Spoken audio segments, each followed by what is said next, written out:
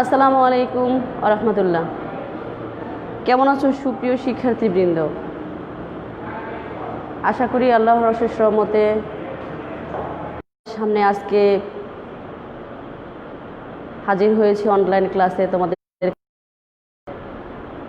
আল্লাহ আমাকে ক্লাস নেওয়ার এবং তোমাদেরকে ক্লাস শোনার তৌফিক দান করুন, আমিন। আজ ছাত্র শিক্ষকের এই দূরত্ব, আজকে তোমাদের ছাড়া সরকার এক মহতি উদ্যোগে আমরা অনলাইন ক্লাস নিচ্ছি। এই যে বিশ্বে করোনা মহামারী ব্যাপক আকার ধারণ করেছে, যার জন্য আমরা আজকে অনলাইন ক্লাস নিচ্ছি, যার জন্য তোমরা আমাদের থেকে দূরে আর আমরাও তোমাদের থেকে দূরে। সবসময় আল্লাহর কাছে আমরা দোয়া করব যেন আল্লাহ এই বিপদের দিনগুলি তুমি অতি শীঘ্রই নিয়ে যাও, আমরা যেন আবার স্বাভাবিক জীবনে ফিরে আসতে পারি, আবার আমরা এই কলেজ ক্যাম্পাসে এসে সরাসরি ক্লাস করতে পারি। এবং আমরা যে আজকে ক্লাস নিচ্ছি তা তোমরা যেন মন দিয়ে সেটা দেখে শুনে তোমাদের বইয়ের সাথে সাদৃশ্য রেখে তোমরা যেন পিছিয়ে না যাও। তোমরা যেন যুগের সাথে তাল মিলিয়ে আমাদের অনলাইন ক্লাসগুলো দেখে তোমার পাঠ্য বই সামনে রেখো, যার সাথে মিলিয়ে আমরা যেন কি বিশ্বের সাথে তাল মিলিয়ে চলতে পারি। আল্লাহ আমাদেরকে তৌফিক দান করুন, আমিন। তোমাদের পূর্বপাঠ পর্যালোচনা, তোমাদের গত ক্লাসে কি পড়িয়েছি মনে আছে? হ্যাঁ, গত ক্লাসে আমি আলোচনা করেছিলাম একনায়কতন্ত্র বলতে কি বুঝি এবং একনায়কতন্ত্র এবং গণতন্ত্রের মধ্যে পার্থক্য কী সেটাও আলোচনা করেছিলাম। আচ্ছা বলো তো, একনায়কতন্ত্র বলতে কি বোঝায়? নিশ্চয়ই মনে আছে। তাহলে আমরা একটু আলোচনা করে নিই। একনায়কতন্ত্র বলতে বোঝায় যে রাষ্ট্রের সকল ক্ষমতা যখন একজন ব্যক্তি বা একজন গোষ্ঠীর হাতে ন্যস্ত থাকে তখন থাকে একনায়কতন্ত্র বলে। তাহলে একনায়কতন্ত্র গণতন্ত্রের মধ্যে দুটো পার্থক্য বলি। একনায়কতন্ত্রে জনগণের সম্মতির প্রয়োজন হয় না। একনায়কের নিজস্ব দল বা বাহিনী আছে। ক্ষমতার উৎস একনায়কের নিজস্ব দল বা বাহিনী। আর গণতন্ত্রের উৎস হচ্ছে জনগণের সম্মতি। জনগণের সরাসরি ভোটের মাধ্যমে সংখ্যাগরিষ্ঠ দল গণতান্ত্রিক ব্যবস্থায় জনগণের সার্বিক মূল্যায়ন কামনা করে, সার্বিক কল্যাণের জন্য কাজ করে গণতন্ত্র। আর একনায়ক শুধু নিজের স্বার্থের জন্য কাজ করে।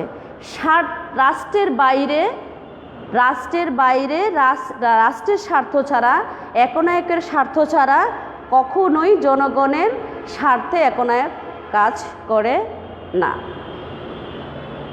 বিরোধী দলের কোনো ভূমিকাই একনায়কতন্ত্রে নেই। এমনকি বিরোধী দল গড়ে উঠতেও দেওয়া হয় না। কিন্তু গণতন্ত্রে বিরোধী দল বিকল্প সরকার হিসেবে কাজ করে।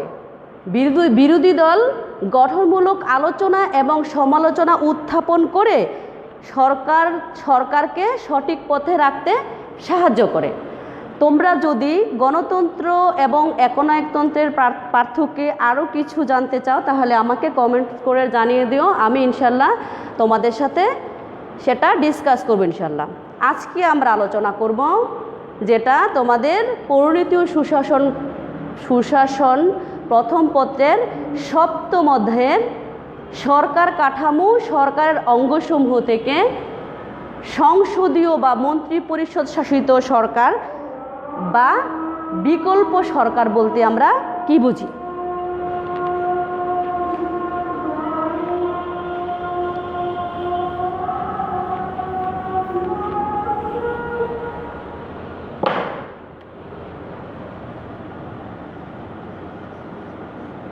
খেয়াল করো, সংসদীয় বা মন্ত্রী পরিষদ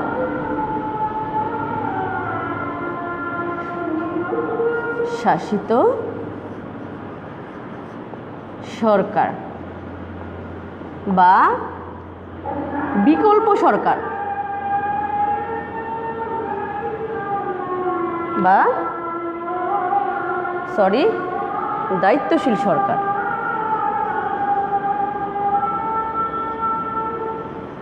দায়িত্বশীল সরকার।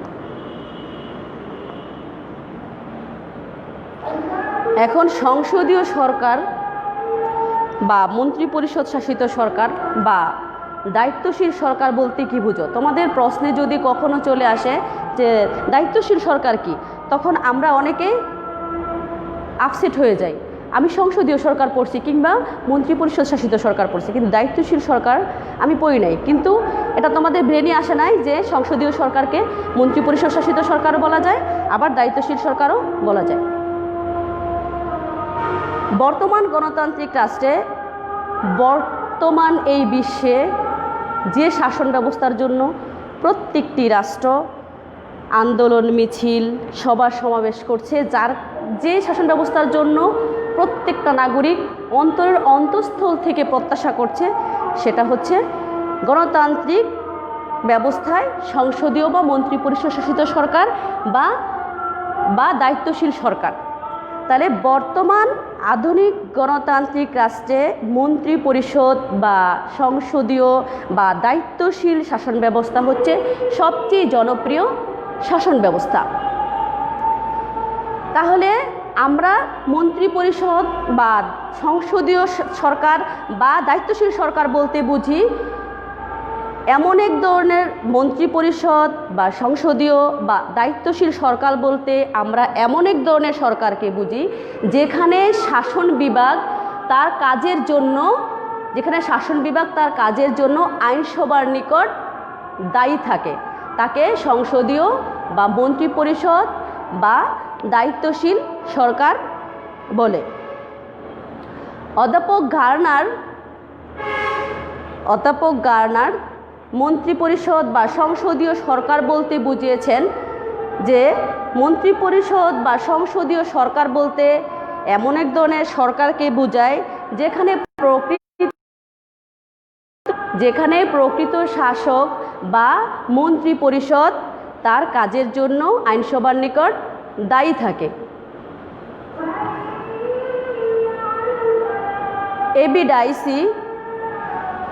এবি ডাইসির মতে মন্ত্রিপরিষদ শাসিত সরকার গড়ে ওঠে আইন বিভাগ এবং শাসন বিভাগের যৌথ সমন্বয়ে এবং উভয়ের মধ্যে সামঞ্জস্য বিধান করে। মন্ত্রিপরিষদ বা সংসদীয় সরকার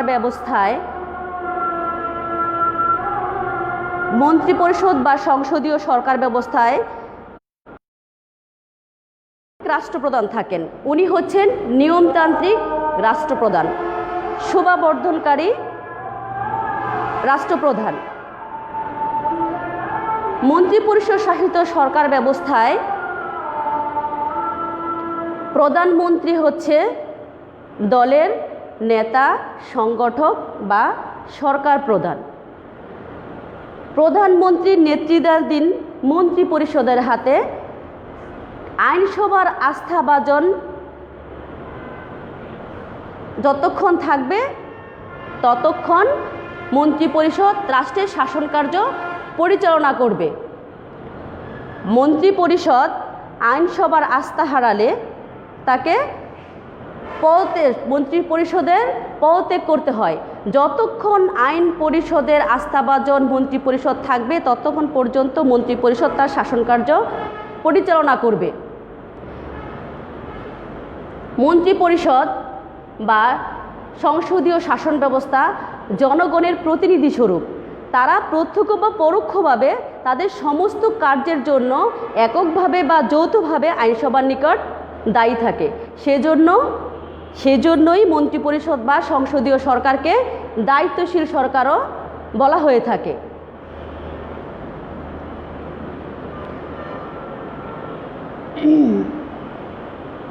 এখন আমরা জানব এই মন্ত্রিপরিষদ বা সংসদীয় সরকার বা দায়িত্বশীল সরকার পৃথিবীর কোন কোন দেশে আছে।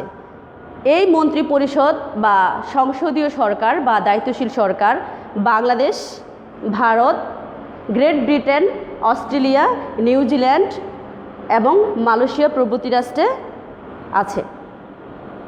তাহলে আরেকটু আলোচনা করা যাক, মন্ত্রিপরিষদ শাসিত সরকার বলতে কি বোঝায়। মন্ত্রিপরিষদ শাসিত সরকার বলতে বোঝায় এক কথায় যে শাসন ব্যবস্থায় মন্ত্রিপরিষদ তাদের কাজের জন্য আইনসভার নিকট দায়ী থাকে, এক কথায় তাকে মন্ত্রিপরিষদ শাসিত সরকার বলে। এখন আমরা আলোচনা করব সংসদীয় মন্ত্রিপরিষদ সরকারের বৈশিষ্ট্য।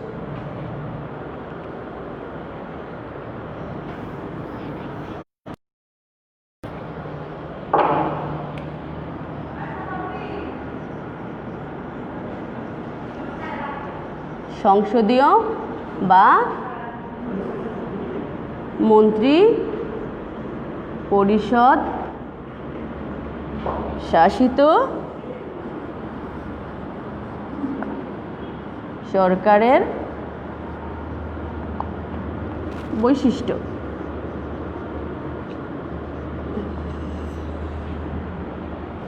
আমরা এখন আলোচনা করব ইনশাআল্লাহ। আমরা জানব যে সংসদীয় বা মন্ত্রিপরিষদ শাসিত সরকারের বৈশিষ্ট্য কি। প্রথম হচ্ছে আইনসভার প্রাধান্য।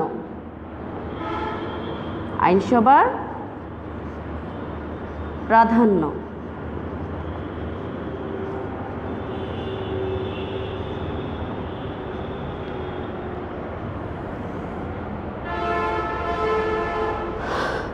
মন্ত্রিপরিষদ বা সংসদীয় শাসন ব্যবস্থায় আইনসভা সার্বভৌম ক্ষমতার অধিকারী। প্রধানমন্ত্রী সহ মন্ত্রিসভা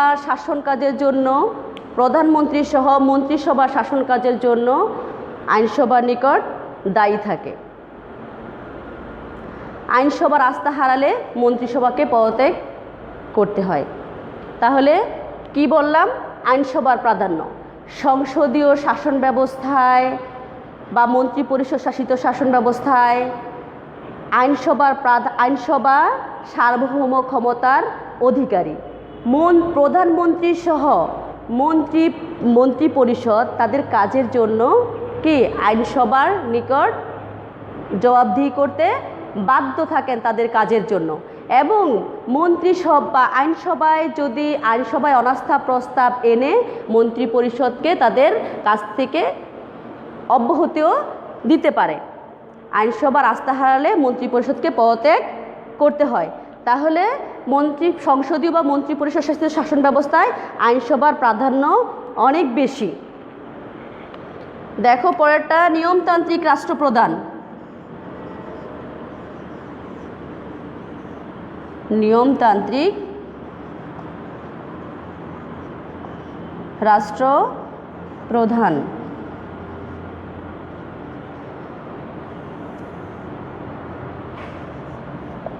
মন্ত্রিপরিষদ বা সংসদীয় শাসন ব্যবস্থায় একজন নিয়মতান্ত্রিক রাষ্ট্রপ্রধান থাকবে। প্রধানমন্ত্রীর নেতৃত্বাধীন মন্ত্রিপরিষদের হাতে রাষ্ট্রের যাবতীয় ক্ষমতা অর্পিত থাকে। রাষ্ট্রপ্রধান সেখানে আলংকরিক। রাষ্ট্রপতি হচ্ছে রাষ্ট্রের রাষ্ট্রপ্রধান, আর প্রধানমন্ত্রী হচ্ছে সরকার প্রধান। প্রধানমন্ত্রীর নেতৃত্বাধীন মন্ত্রিপরিষদের পরামর্শের ক্রমে কিংবা অনুমতিক্রমে রাষ্ট্রপতি তার কার্য পরিচালনা করে। প্রধানমন্ত্রী হচ্ছে রাষ্ট্রের সরকার প্রধান, আর রাষ্ট্রপতি হচ্ছে কি? রাষ্ট্রপতি হচ্ছে রাষ্ট্রের রাষ্ট্রপ্রধান। রাষ্ট্রপতি হচ্ছে সংসদীয় শাসন ব্যবস্থায় আলংকরিক, শোভাবর্ধনকারী, শুধু নামমাত্র রাষ্ট্রপ্রধান। কিন্তু রাষ্ট্রের যাবতীয় কার্যাবলী যাকে ঘিরে আবর্তিত হচ্ছে, যার উপর বর্তাচ্ছে, সে হচ্ছে প্রধানমন্ত্রীর নেতৃত্বাধীন মন্ত্রিপরিষদের উপর। এখানে প্রধানমন্ত্রী হচ্ছেন অল ইন অল। দায়িত্বশীল শাসন। পরেরটা দেখো, দায়িত্বশীল শাসন। দায়িত্বশীল শাসন।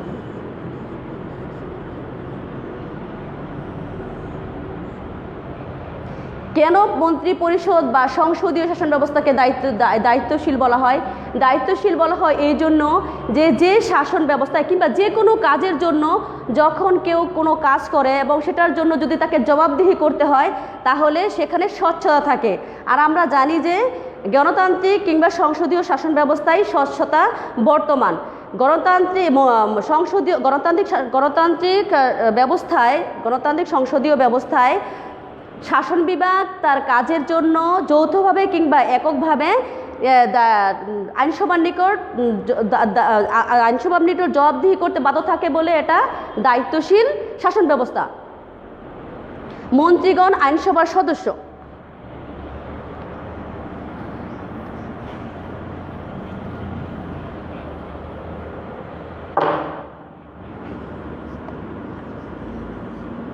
মন্ত্রীগণ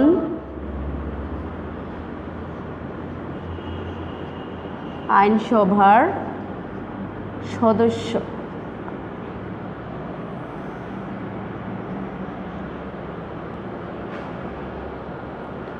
সংসদীয় গণতন্ত্রে প্রধানমন্ত্রী এবং তার মন্ত্রিসভার সদস্যগণ আইনসভার সদস্য হতে হয়। যদি কোনো মন্ত্রী আইনসভার সদস্য না হয় তাহলে তাকে নির্দিষ্ট সময়ের মধ্যে আইনসভার সদস্য নির্বাচিত হতে হয়। তাহলে কি বললাম? মন্ত্রীগণ আইনসভার সদস্য। মন্ত্রীগণ আইনসভার সদস্য। সংসদীয় শাসন ব্যবস্থায় প্রধানমন্ত্রী সহ প্রত্যেকটা মন্ত্রীকে আইনসভার সদস্য হতে হয়, কারণ মন্ত্রী পরিষদ শাসন বিভাগের সদস্য। মন্ত্রী পরিষদ শাসন বিভাগের সদস্য, ওরা আইনসভারও সদস্য। তাহলে শাসন বিভাগের প্রধানমন্ত্রী সহ মন্ত্রী পরিষদ আইনসভার সদস্য হতে হয়। কিন্তু কোনো মন্ত্রী যদি আইনসভার সদস্য না হয় তাহলে তাকে নির্দিষ্ট সময়ের মধ্যে আইনসভার সদস্য নির্বাচিত হতে হয়। ক্ষমতার একত্রীকরণ।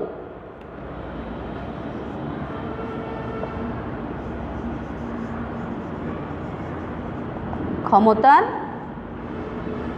একত্রীকরণ।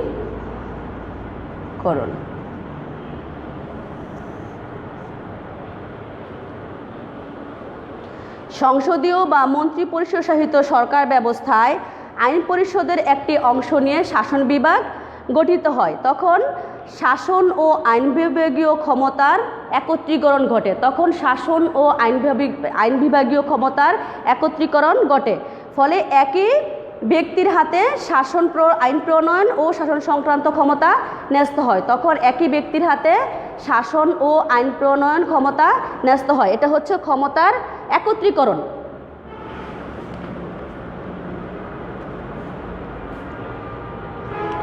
নমনীয়তা।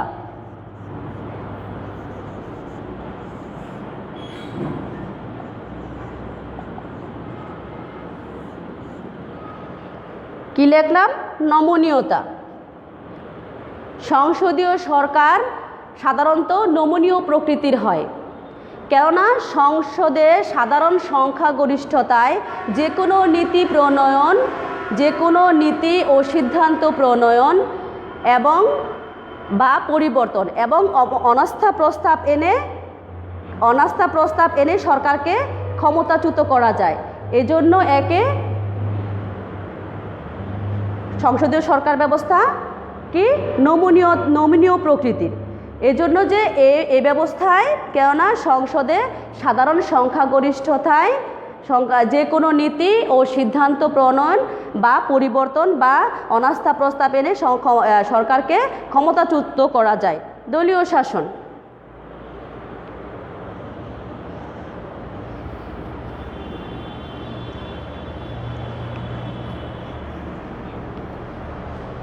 এবার লক্ষ্য করো আরেকটা কোশ্চেন, দলীয় শাসন।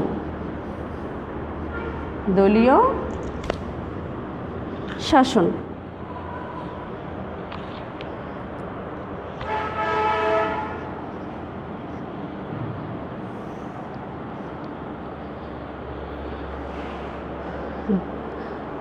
সংসদীয় শাসন ব্যবস্থা মূলত দলীয় শাসন ব্যবস্থা। এই শাসন ব্যবস্থায় সংসদ বা আইনসভার সংখ্যাগরিষ্ঠ দল সরকার গ্রহণ করে। এই শাসন ব্যবস্থায় সংসদ বা আইনসভার সংখ্যাগরিষ্ঠ দল সরকার গঠন করে। অন্য দলগুলো আইনসভায় বিরোধী দলের ভূমিকা পালন করে। প্রতিনিধিত্বমূলক শাসন।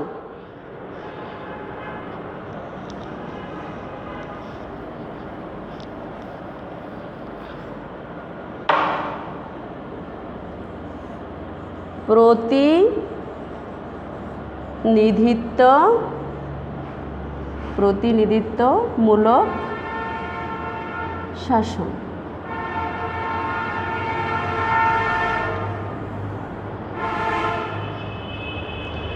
প্রতিনিধিত্বমূলক শাসন কি দেখো, সংসদীয় বা মন্ত্রিপরিষদ শাসিত সরকার প্রতিনিধিত্বমূলক হয়। এ সরকার ব্যবস্থায় জনগণের ভোটে নির্বাচিত প্রতিনিধিকে নিয়ে সরকার গঠিত হয়। এ প্রতিনিধিত্বমূলক জনগণের সরাসরি ভোটে সংখ্যাগরিষ্ঠ দল সরকার গঠন করে। এটা হচ্ছে সংসদীয় শাসন ব্যবস্থার বৈশিষ্ট্যর আরেকটি অন্যতম বৈশিষ্ট্য হচ্ছে প্রতিনিধিত্বমূলক শাসন। জনগণের প্রতিনিধিরা সরকার গঠন করে রাষ্ট্র পরিচালনা করে। এখন আমরা আলোচনা করব সংসদীয় সরকারের গুণাবলী। এতক্ষণ আলোচনা করলাম আমরা কি সংসদীয় বা মন্ত্রিপরিষদ শাসিত সরকারের বৈশিষ্ট্য। কি কি আলোচনা বৈশিষ্ট্যগুলোর মধ্যে কয়েকটা বৈশিষ্ট্য দেখি আমরা পারি কিনা বলতে কি কয়েকটা বলো। প্রথম বললাম আমরা আইনসভার প্রাধান্য। আচ্ছা, আইনসভা সংসদীয় সরকার ব্যবস্থায় বা মন্ত্রিপরিষদ শাসিত সরকার ব্যবস্থায় আইনসভার প্রাধান্য থাকে, কারণ আইনসভা যে কোনো সময় অনাস্থা প্রস্তাব এনে মন্ত্রিপরিষদকে পদচ্যুত করতে পারে। এরপরে আমরা আলোচনা করলাম প্রতিনিধিত্বমূলক শাসন। সর্বোপরি যেটা আলোচনা করলাম যে প্রতিনিধিত্বমূলক শাসন, জনগণের সরাসরি ভোটে প্রতিনিধি নির্বাচিত হয় এবং সংখ্যাগরিষ্ঠ ভোটে প্রতিনিধি নির্বাচিত হয় এবং প্রতিনিধিরা সরকার গঠন করে এবং সরকার গঠন করে রাষ্ট্র পরিচালনায় অংশগ্রহণ করে। আবার আলোচনা করলাম নমনীয়তা। সংসদীয় বা মন্ত্রিপরিষদ শাসিত সরকার ব্যবস্থা নমনীয় প্রকৃতির হয়, কারণ সাধারণ সংখ্যাগরিষ্ঠতায় সংসদে সাধারণ সংখ্যাগরিষ্ঠতায় যে কোনো নীতি বা সিদ্ধান্ত প্রণয়ন বা পরিবর্তন বা সরকারকে পদচ্যুত করতে হলে আইনসভা অনাস্থা প্রস্তাব এনে তাকে পদচ্যুত করতে পারেন। এখানে আমরা আসবো এখানে আলোচিত সংসদীয় বা মন্ত্রিপরিষদ শাসিত সরকারের গুণাবলী। নমনীয়তা।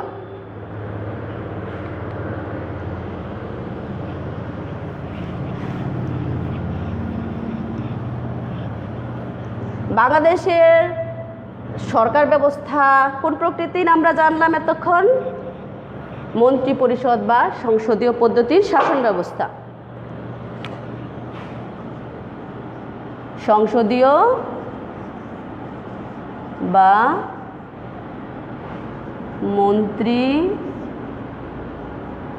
মন্ত্রিপরিষদ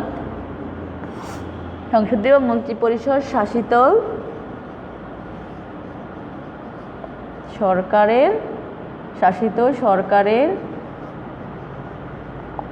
গুণাবলী।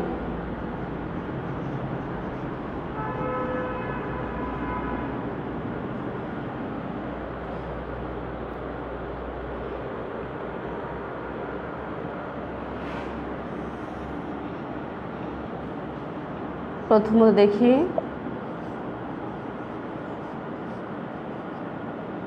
আইনসভা ও শাসন বিভাগের মধ্যে গভীর সম্পর্ক। আইনসভা ও শাসন বিভাগের মধ্যে গভীর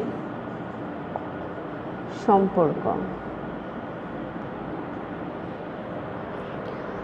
সংসদীয় বা মন্ত্রিপরিষদ শাসিত সরকারের গুণাবলী। প্রথমে আমরা আলোচনা করি প্রত্যেকটা জিনিসের দুষ্গুণ নিয়ে। কত সময় গেছে? হ্যাঁ, 24 চলে। সংসদীয় বা মন্ত্রিপরিষদ শাসিত সরকারের শাসন বিভাগ ও আইন বিভাগের মধ্যে ঘনিষ্ঠ সম্পর্ক রয়েছে, কেননা মন্ত্রিপরিষদের সদস্যগণ সংখ্যাগরিষ্ঠ দলের সদস্য। এ কারণে মন্ত্রিসভা অতি সহজে আইন পরিষদে আইন পাশ করতে পারে।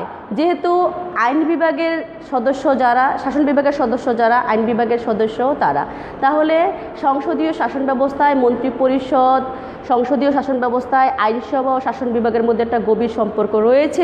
সেহেতু শাসন বিভাগের সদস্যরা যে কোনো সময় আইন বিভাগে আইন অতি সহজে এবং দ্রুত আইন প্রণয়ন করতে পারে। দায়িত্বশীলতা ও জবাবদিহিতা।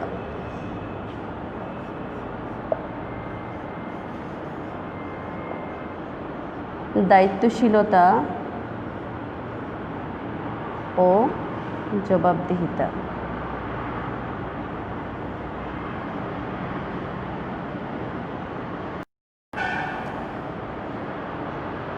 দায়িত্বশীলতা ও জবাবদিহিতা হচ্ছে সংসদীয় সরকারের আরেকটি গুণ। সংসদীয় বা মন্ত্রিপরিষদ শাসিত সরকার ব্যবস্থা দায়িত্বশীল, জবাবদিহি। এ কারণে শাসন বিভাগকে তাদের স্থায়িত্ব এবং কার্যকরের জন্য আইনসভার নিকট দায়ী থাকতে হয়। আইনসভার আস্থা হারালে মন্ত্রিসভাকে পদত্যাগ করতে হয়। এজন্য সংসদীয় সরকারকে দায়িত্বশীল সরকারও বলা হয়। বিরোধী দলের মর্যাদা।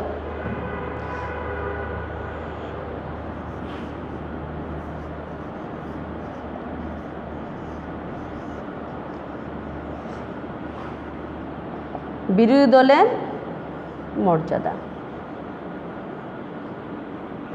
আমরা জানি যে এর আগে আমরা আলোচনা করেছিলাম এর আগের ক্লাসে যে একনায়কতন্ত্রে বিরোধী দলের কোনো ভূমিকাই থাকে না, বিরোধী দলকে গড়ে উঠতেও দেওয়া হয় না। কিন্তু সংসদীয় বা মন্ত্রিপরিষদ শাসিত সরকার ব্যবস্থায় বিরোধী দলের ভূমিকা, বিরোধী দলকে বিকল্প সরকার বলে গণ্য করা হয়, বিকল্প সরকার হিসেবে তাকে মর্যাদা দেওয়া হয়। বিরোধী দল গঠন, বিরোধী দল গঠনমূলক আলোচনা এবং সমালোচনার মাধ্যমে সরকারকে সঠিক পথে রাখতে সাহায্য করে। সেই জন্য মন্ত্রিপরিষদ শাসিত বা সংস্থায় বিরোধী দলের ভূমিকা, বিরোধী দলকে সম্মান দেওয়া হয়। বিরোধী দলের ভূমিকাকে কি বলা হয়?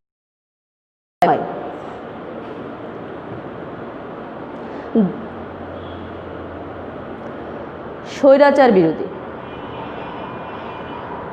এরপরের টপিকস আমরা আলোচনা করব স্বৈরাচার বিরোধী। পরের 25টা কোটেশনটা স্বৈরাচার বিরোধী। স্বৈরাচার। এখন বলো তো স্বৈরাচার কি? স্বৈরাচার শব্দের মিনিংটা কি? স্বৈরাচার বিরোধী। স্বেচ্ছাচারিতা কি? আমরা জানি যে স্বেচ্ছাচার হচ্ছে নিজের খেয়াল খুশি মতো যা ইচ্ছা তা করা। নিজের খেয়াল খুশি মতো যা ইচ্ছা তা করার নাম হচ্ছে আর আধুনিক সভ্য সমাজে স্বৈরাচার কখনো কি, স্বৈরাচারী সরকার কখনো সভ্য সরকার হতে পারে না। স্বৈরাচারী সমাজ কখনো সভ্য সমাজ হতে পারে না। স্বৈরাচারী শাসক কখনো হতে পারে না। তাহলে আধুনিক গণতান্ত্রিক ব্যবস্থা, আধুনিক সংসদীয় গণতান্ত্রিক ব্যবস্থায় যেহেতু জনগণের ভোটের উপর, জনগণের সম্মতির উপর সরকার গঠিত হয়, সেহেতু এখানে স্বৈরাচারের প্রশ্নই আসে না।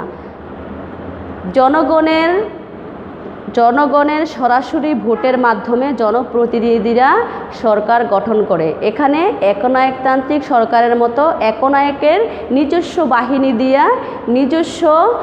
বাহিনীর ভোট দিয়া সংসদীয় সরকার ব্যবস্থা গঠিত হয় না। এজন্যই এই সরকারকে স্বৈরাচার বিরোধী সরকার বলা হয়। নাগরিক সচেতনতা বৃদ্ধি করে।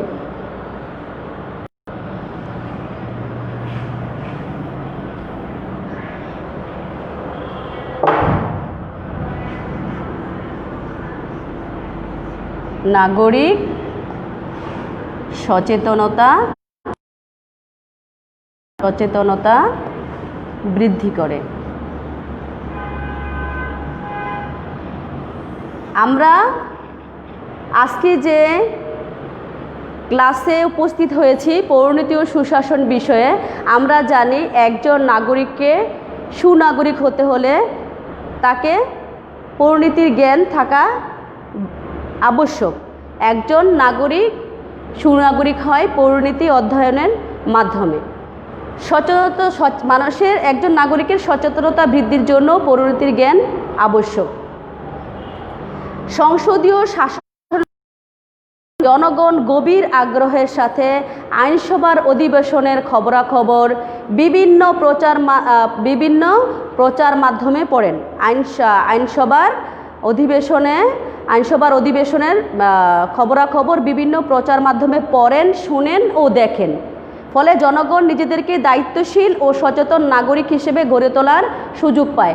আমরা বিটিভি ওয়ার্ল্ডে কিংবা বিটিভিতে বিভিন্ন চ্যানেলগুলোতে আমরা আইনসভার সরাসরি অধিবেশনগুলো দেখতেছি।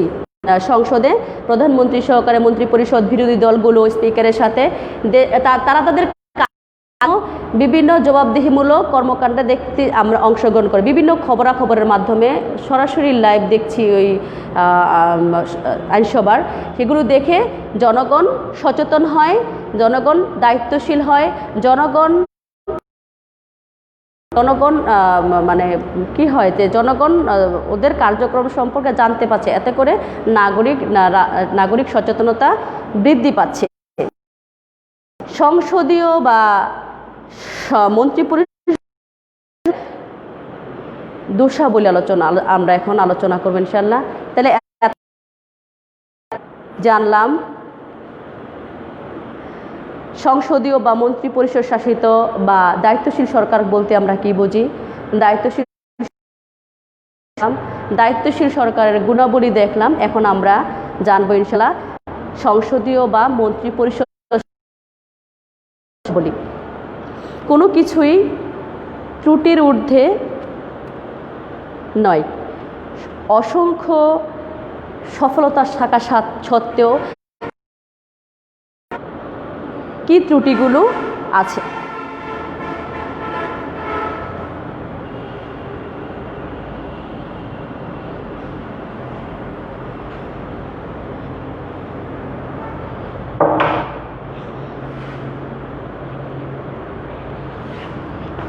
জরুরি অবস্থায় অনুপযোগী।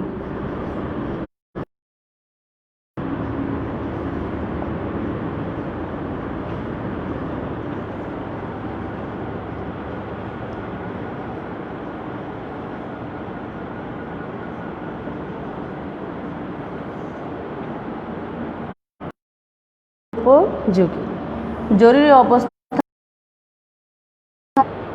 এখন কোন জরুরি অবস্থায় অনুপযোগী? আমরা জানি যে দেশের যে কোনো জরুরি মুহূর্তে, যে দেশের পরিস্থিতি অত্যন্ত ভয়াবহ, দেশের পরিস্থিতি খারাপ, সেই মুহূর্তে দেশের জরুরি অবস্থা মোকাবেলার জন্য একনায়কতান্ত্রিক শাসন ব্যবস্থায় আমরা আলোচনা করেছিলাম যে একনায়ক দ্রুত সিদ্ধান্ত নিতে পারে। কারণ তার জন্য কারো কাছে তার জবাবদিহি করতে হয় না, কারো কাছে তার ধর্ণা দিতে হয় না। কিন্তু সংসদীয় গণতান্ত্রিক শাসন ব্যবস্থায়, সংসদীয় পদ্ধতির শাসন ব্যবস্থায় দেশের জরুরি অবস্থায় যে কোনো পরিস্থিতি মোকাবেলার জন্য সিদ্ধান্ত গ্রহণ করতে হলে বিশেষ নীতি অবলম্বন করতে হয়, বিশেষ সময়ের প্রয়োজন হয়, আলোচনা সমালোচনার মাধ্যমে একটা সিদ্ধান্তে আসতে হয়, তারপরে সেটা আন্দোলন করতে হয়, একটা সময় সাপেক্ষ ব্যাপার। ঠিক সেই জরুরি তাৎক্ষণিক সিদ্ধান্ত নেওয়ার মতন পরিবেশ, নেওয়ার মতন ক্ষমতা সংসদীয় বা মন্ত্রিপরিষদ শাসিত সরকারের থাকে না। সেজন্য আইন প্রণয়ন করতে হলে, সিদ্ধান্ত নিতে হলে ওদেরকে একটা বিশেষ সময় পর্যন্ত অপেক্ষা করতে হয়। সেজন্য সংসদীয় বা মন্ত্রিপরিষদ শাসিত সরকারের একটা দোষ হচ্ছে জরুরি অবস্থায় অনুপযোগী, সদ্য স্বাধীন অনুন্নত দেশের জন্য অনুপযোগী। সদ্য স্বাধীন, সদ্য স্বাধীন, সদ্য স্বাধীন ও অনুন্নত, অনুন্নত রাষ্ট্রের অনুপযোগী, রাষ্ট্রের সদ্য স্বাধীন উন্নত দেশের জন্য, উন্নত রাষ্ট্রের জন্য অনুপযোগী, অনুপযোগী।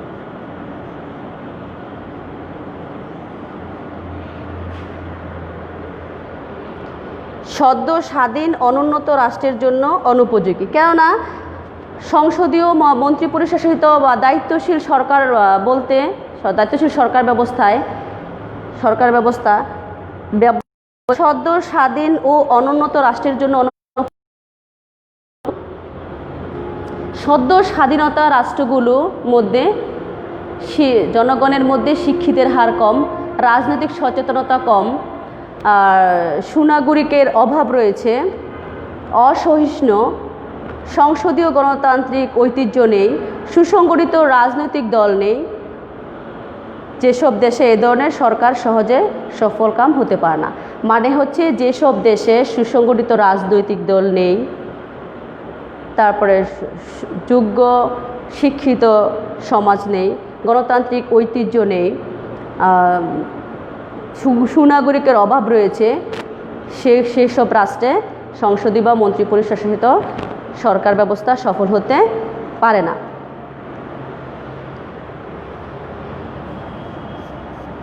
ক্ষমতা স্বতন্ত্রীকরণের অনুপস্থিতি। আমরা ক্ষমতা স্বতন্ত্রীকরণ নীতি বলতে তোমাদেরকে পড়িয়েছিলাম, ক্ষমতা স্বতন্ত্রীকরণ নীতি বলতে আমরা কি বুঝি? ক্ষমতা স্বতন্ত্রীকরণ নীতির অনুপস্থিতি, নীতির অনুপস্থিতি, অনুপস্থিতি, অনুপস্থিতি। ক্ষমতা স্বতন্ত্রীকরণ নীতি বলতে আমরা কি বুঝিয়েছি? ক্ষমতা স্বতন্ত্রীকরণ নীতি বলতে আমরা কি পড়েছি মনে নাই তোমাদের? মনে করে দিচ্ছি। ক্ষমতা স্বতন্ত্রীকরণ নীতি বলতে এমন এক নীতিকে বোঝায় যেখানে সরকারের 3টি বিভাগ রয়েছে। আমরা জানি সরকারের 3টি বিভাগ, শাসন বিভাগ, আইন বিভাগ এবং বিচার বিভাগ। শাসন বিভাগ, আইন বিভাগ, বিচার বিভাগের মধ্যে কেউ কারো কাজে কোনো হস্তক্ষেপ করতে পারবে না। প্রত্যেকটি সেক্টর সার্বভৌম থাকবে, স্বাধীনভাবে কাজ করবে, কেউ কারো উপর। ক্ষমতা স্বতন্ত্রীকরণ নীতি। তাহলে ক্ষমতা স্বতন্ত্রীকরণ নীতি সংসদীয় শাসন ব্যবস্থায় অনুপস্থিত, কারণ এখানে আইনসভা এবং শাসন বিভাগ একে অপরের সাথে ঘনিষ্ঠ বন্ধনে যুক্ত। অতএব ব্যবস্থায় অনুপস্থিতি আমরা দেখতে পাচ্ছি। ক্ষমতা স্বতন্ত্রীকরণ নীতি বাস্তবায়ন হবে, কার্যকর হবে যেখানে কারো কোনো বিভাগের সাথে ঘনিষ্ঠ সম্পর্ক থাকবে না, কোনো বিভাগের উপর কোনো হস্তক্ষেপ করবে না। প্রত্যেকটা বিভাগ স্বাধীন এবং সম্পূর্ণ একজনের প্রভাবমুখ থেকে কাজ করবে। অতএব আমরা আলোচনা করেছি, ইতিমধ্যে আমরা জেনেছি যে সংসদীয় বা মন্ত্রিপরিষদ শাসিত শাসন ব্যবস্থায় শাসন বিভাগ একে অপরের সাথে ঘনিষ্ঠ বন্ধনে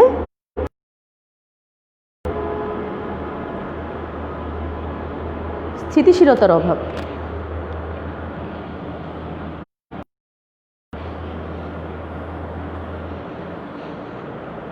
এখন আমরা আলোচনা করব, জানবো ইনশাআল্লাহ সংসদীয় বা সরকারের গুণাবলীর মধ্যে স্থিতিশীলতার অভাব। স্থিতিশীলতার অভাব।